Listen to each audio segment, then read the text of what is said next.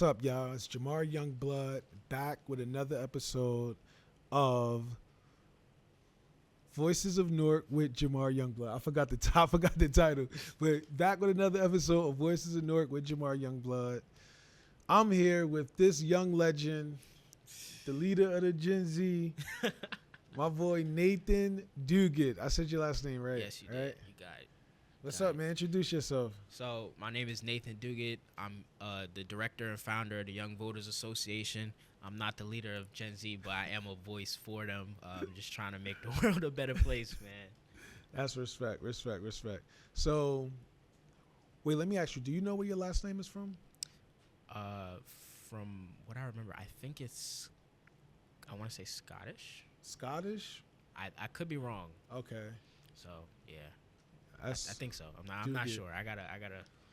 I read it as do good, and I was like, yeah, that's lit. Yeah, there's different pronunciations around the world. Some people say do good. Some people actually say do good or do good, but mine is do good. Yeah. So. Well, this episode is about youth engagement and politics, and the title is Young Voters Association. We about to get into that, but we just want to talk about how the youth, Gen Z and younger, how the kids are thinking about politics on a national and local level. So the first thing I do want to talk about is you, man.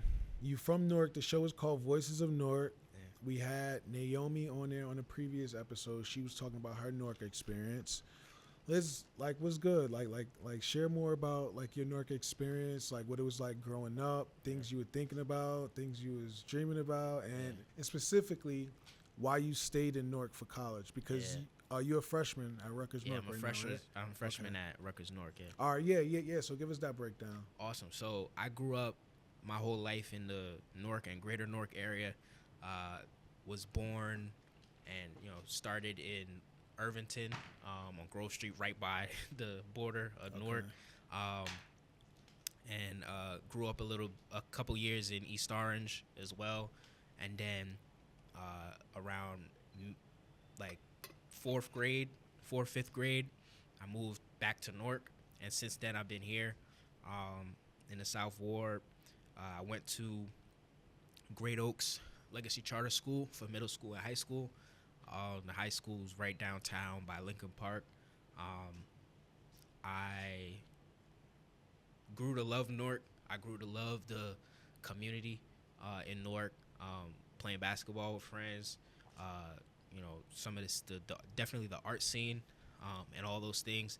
And all those things, came together to help me to love Newark and what Newark is becoming. I'll say that for me personally, I grew up in elementary school and middle school. I was never outgoing type of person. I never was one to be speaking out.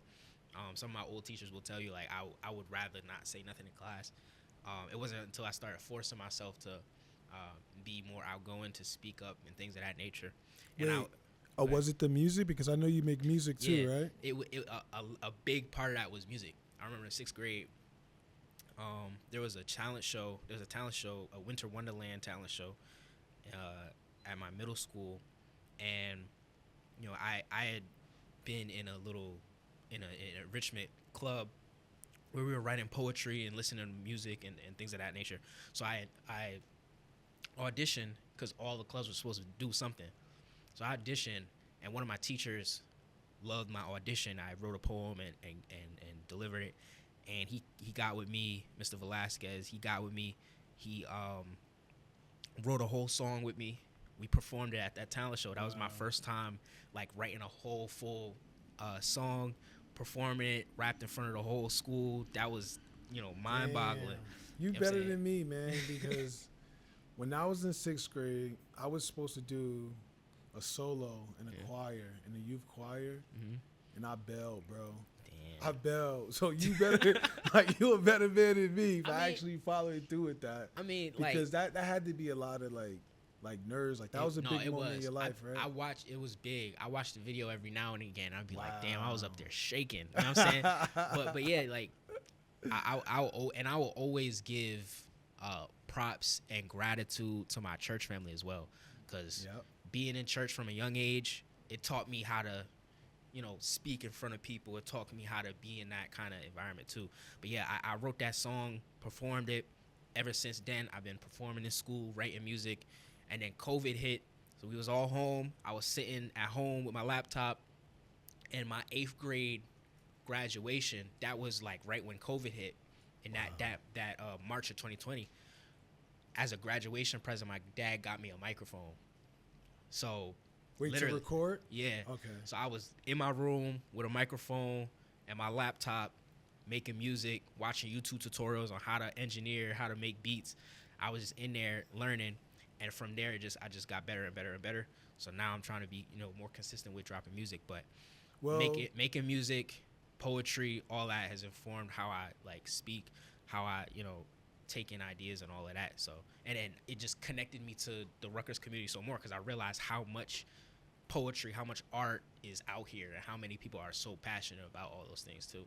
So that's dope. Well, Nathan and I Nathan and I have a song coming out called Our Newark, so I'm excited to share that with the world.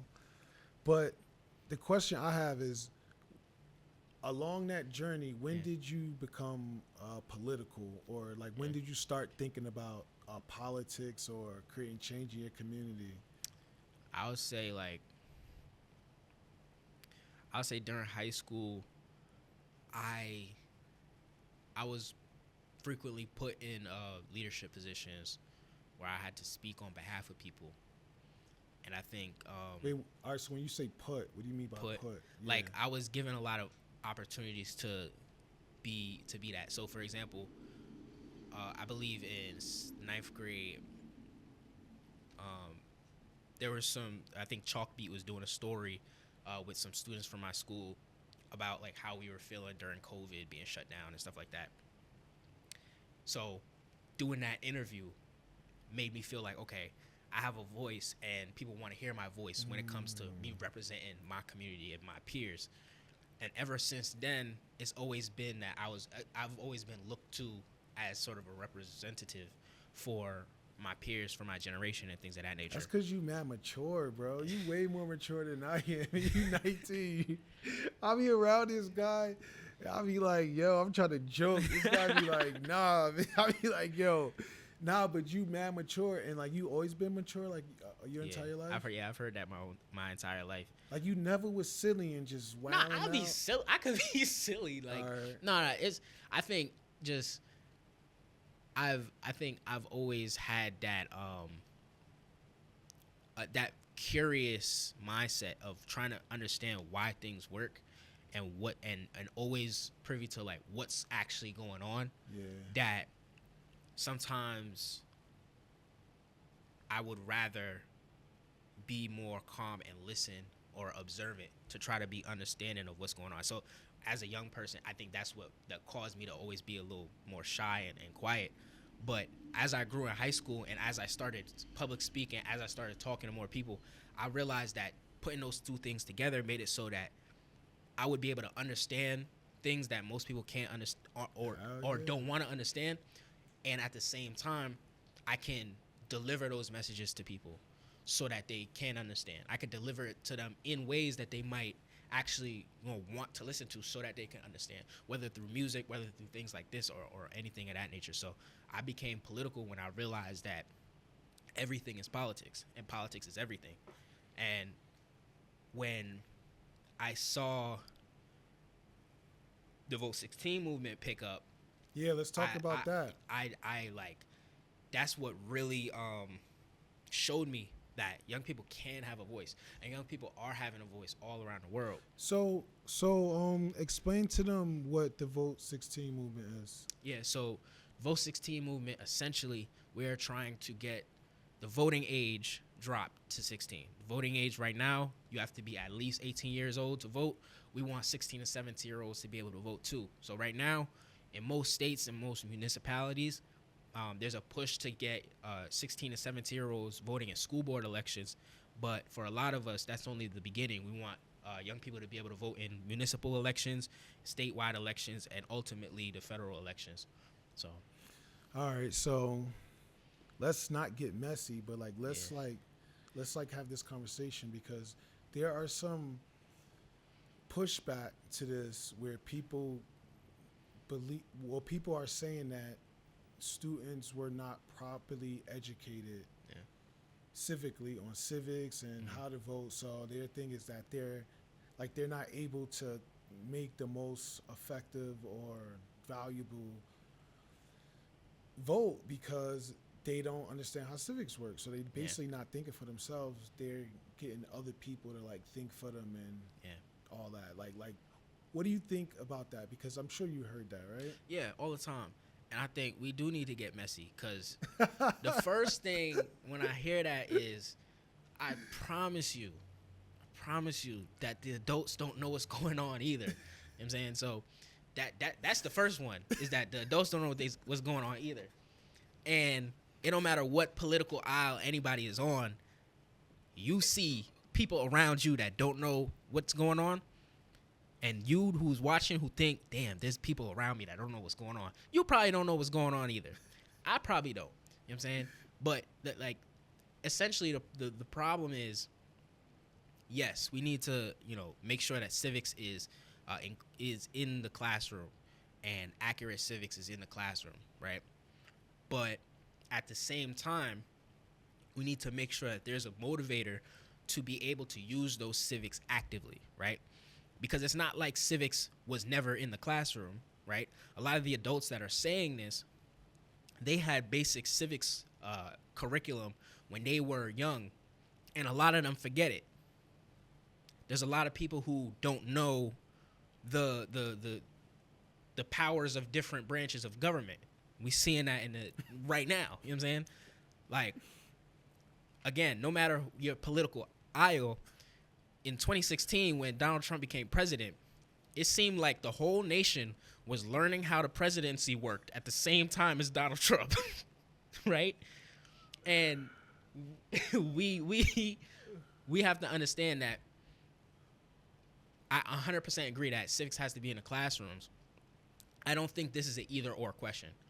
I don't think it's that the civics has to be in the classrooms and then we allow them to vote. I think not only can we do both at the same time, right? Not only will allowing them that ability to vote, not only will that motivate them to learn, right? Because young people are not stupid, right?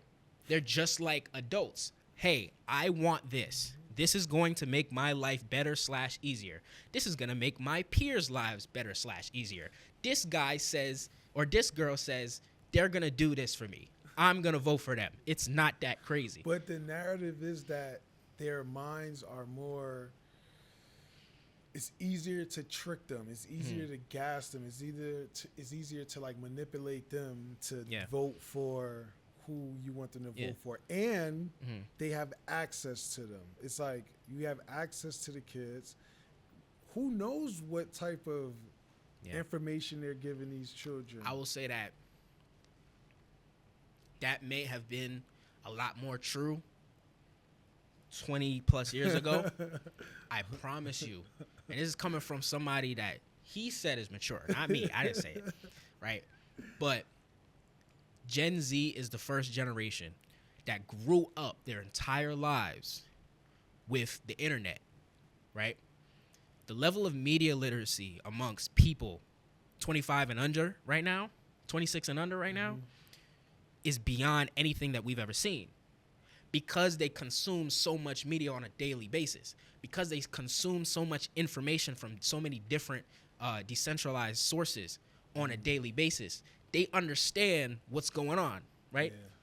Yeah. There's young people and there's parents out there that know that their kids will get annoyed with them for believing in something that they saw online, and their kids will be like, yo, come on, like you got to know certain things like this is fake. Like they just know. They might not even be able to articulate why they know something is fake news or a hoax or whatever. But because young people are so, because they're online so much, double-edged sword, whatever. Because they're online so much, we're able to understand that world of media and that world of people trying to tell us stuff and be able to pick and choose, like, we might know that this is a hoax, know it's a scam, know it's all built to do whatever, and still understand how it can benefit us, and still understand how it can benefit us. Now, so to circle back to what I said, it may have been true X amount of years ago to where young people are so outrageously easily controlled, but you can look at data, right? Because what I'm saying is not just me, just saying stuff. You can look at actual data. You can look at actual surveys. You can look at actual polling data and things of that nature to see how young people are moving politically. You can look at actual data for how young people are thinking about politics, how they're thinking about issues within their schools, even if they're not doing so with a I'm gonna vote on this mentality. They're already in a place where they can recognize issues in their school and have the motivation to find a solution. And that's farther than a lot of adults I know. There's a lot of adults I know that can recognize an issue and then say, well, there's an issue, and just stop there, right? There's a lot of young people that are actively like trying to find a solution. Yeah. So yeah, I mean, that happens every generation where it's like the younger members of our generation have more hope than the older generation. Mm-hmm. So yeah, listen, man. I think you convinced me because I was on the fence about it. I didn't know, because I can also see a world where they play these mastermind games, and you're saying that the youth and Gen Z can spot them probably better than some adults can spot them. And I'll say this as well. Obviously, there is some level of danger in making sure that this happens the right way. But that's where we come in to make sure that there's a framework to where they can actually learn in a way that's not predatory, that they can actually understand what's going on. And that's happening. That's why this has to start at the local level. That's why it has to start with school board elections and municipal elections, because there are already community-based organizations that will facilitate those conversations with candidates, that will facilitate those educational pieces and things, so that young people can learn in a way that's not predatory, so that those 16 and 17-year-olds, by the time they're 18, they know what's going on. And because they paved the way and we know how to handle that, their peers that are 14 2 years later, they now have a framework to where they can grow and learn in a non-predatory way. So that's why those things have to happen in tandem, so that you have the motivation and you have things to look forward to and things to look up to and see the actionable things that are happening, so you can improve, so you can make sure it's not predatory, but you also have, of course, you also have the education. So now I want you to repeat all of that again when I ask you what is the Young Voters Association, because a lot of what you said is or are reasons why you started this, right? Because you want there to be a place where the youth can get trusted information and straightforward, simple information, basically that helps them understand civics and how the laws work and how their voice can be heard. So explain, like, what was the motivation behind forming Young Voters Association, awesome. Or YVA is what you call it for sure, right? YVA for short. So the Young Voters Association, or YVA for short, is an organization whose mission is to amplify youth voices in several ways. We want to make sure that young people are registered, that they're educated, and most importantly, that they mobilize themselves to vote and to participate politically. And we want to make sure that young people have avenues to express their political views in whatever way and whatever medium that requires. So whether that's written op-eds or poetry or film or whatever kind of art, that young people are trained up in advocacy and speaking out, all of these things. And we also want to be that definitive authority on the youth interest in politics. We also want to have that data of what young people are thinking politically and where their minds are about the political landscape. And we want to make sure that once we get that data of what young people care about and how they feel about them, we want to make sure that they can learn about those policies, learn about those candidates that are talking about those things in a way that is beyond partisanship. That's not just bipartisan or nonpartisan, but beyond partisanship, because we believe that partisanship is killing us. Because there are times where a solution is not reached because we rather be more Republican than human, or more Democrat than human, right? The Young Voters Association is going to be a place in which young people can thrive politically, they can grow, they can learn, and they can collaborate with others and make the world a better place in their local communities, in their states, in the nation, hopefully global. That's dope, man. That's dope. I love that, man, because I remember you and I met earlier, and you was talking about different things you want to do. So just to see that come into fruition and that actually have like legs and it's moving, Yeah. I'm definitely proud of you, bro. The next segment is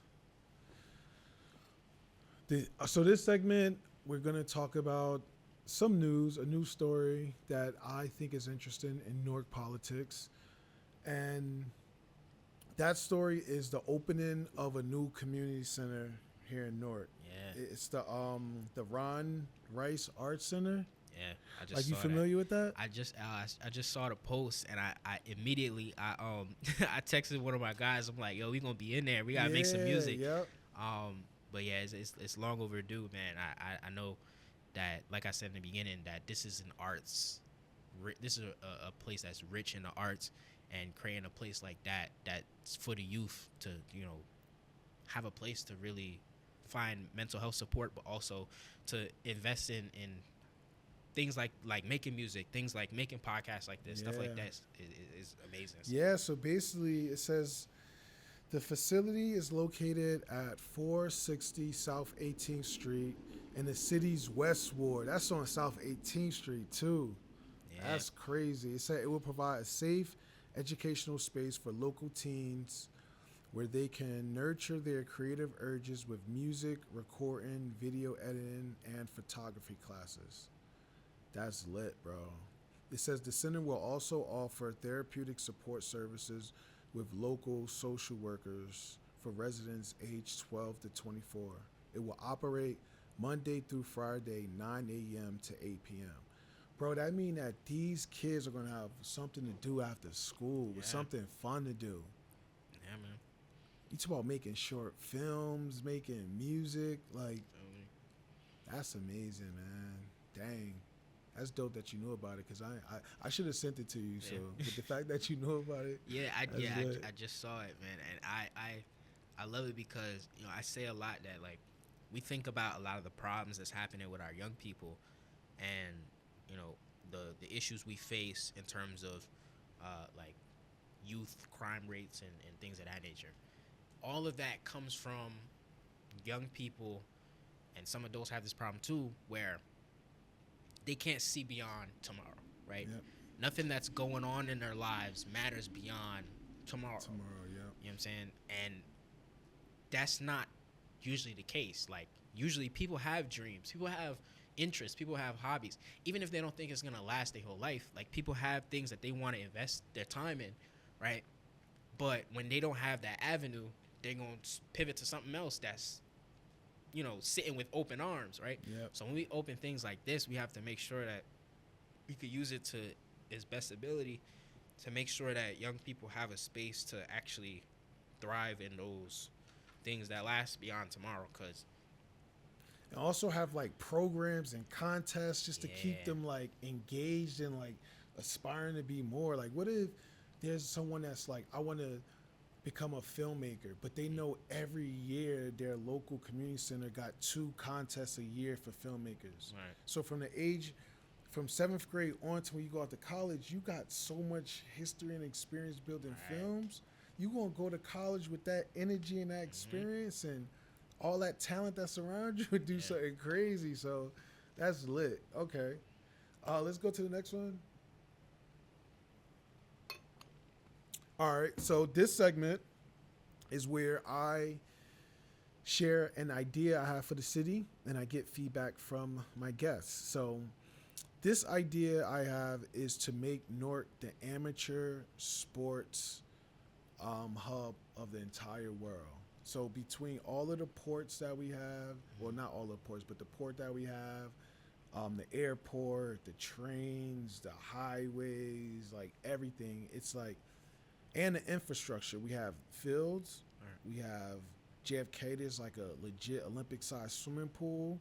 We have all these new state-of-the-art gyms and places, like, especially when you got like sports like skateboarding, boxing. Shakur Stevenson, he's from here. Shaq with basketball, and all of the connections that they could build. Like, why can't Newark be the amateur sports hub of the entire world, where you have all these amateurs from all these sports coming into Newark to see competition?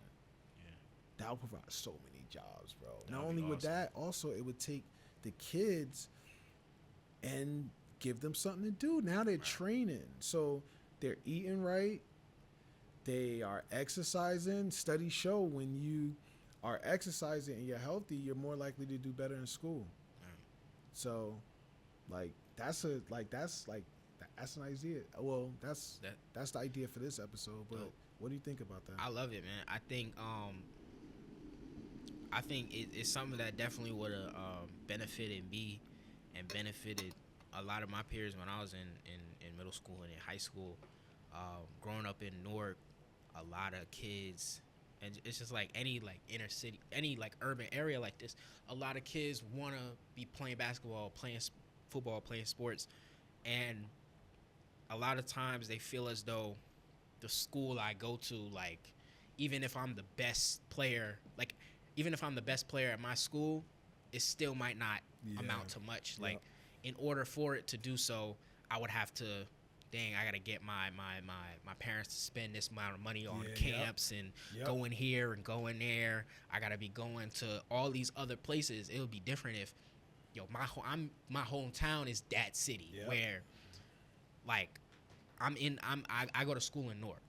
So I'm a basketball player and I go to school in Newark. You know what I'm saying? Like, that should be something that gives people pride, man, and to be able to and you talked about how many jobs it would create. When you think about amateur sports, you're thinking about high school sports, thinking about school sports like that. When you think of, especially, like, having like these AAU tournaments and some of these big school championships, like high school basketball championships and things of that nature, you have those in Newark. Like, these are kids that would be being scouted to go to college, like already being scouted for the NBA, stuff like that. Like, I'm just talking about basketball. That's what I was saying. You got bowling, bro. You got curling. We have a whole river, man. You could do rowing. And then now you can have these kids going to, like, these really cool institutions as far as the historic name and stuff, giving them clout. But it's like, why can't these kids because, again, bro, they are bodies. We get them exercise. We get them educated. It's like, these are the type of ideas we need. We need those new developments and buildings too, but we got to start investing in our people eventually. I feel like we just don't do, we don't do that. Like, we invest in the infrastructure and these fake programs, but not like the actual people. 100%. So the next one, I think it's the closing. So that's the end of this episode. Your boy Jamar Youngblood. It was a great conversation with my boy Nathan. You want to tell them where they can find you? So on Instagram, TikTok, it's The Mystic. That's TheMiztyk. If you're looking for the Young Voters Association, which I hope you do, we are We the YVA on our socials. That's We the YVA. So please tap in. We're going to be trying our best to change the world. Yes, sir. So head to jamar25.com to find out more information on my campaign. Head to ournewark.com if you want to join the conversation with residents and supporters and visitors talking about Newark. And you can find the show on ROD Studio Network on YouTube and social media. Peace, y'all.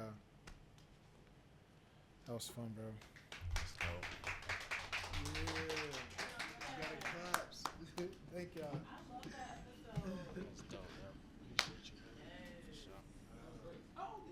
19. 19, bro. Mad wisdom.